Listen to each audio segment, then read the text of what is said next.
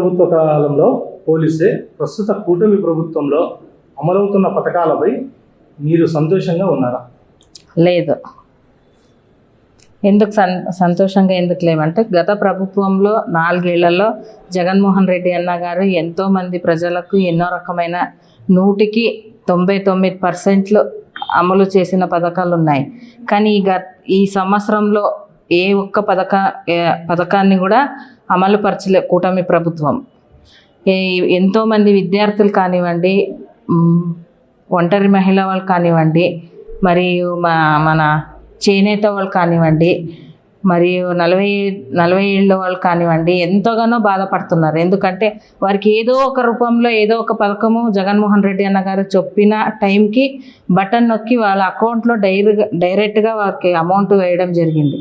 కానీ ఈ సంవత్సరంలో వాళ్ళకి ఎటువంటి సహాయాలు కూడా పొందలే. ఒక్క పెన్షన్ తప్ప వాళ్ళకి ఏ ఒక్క సంక్షేమ పథకాలు కూడా రాలేదు.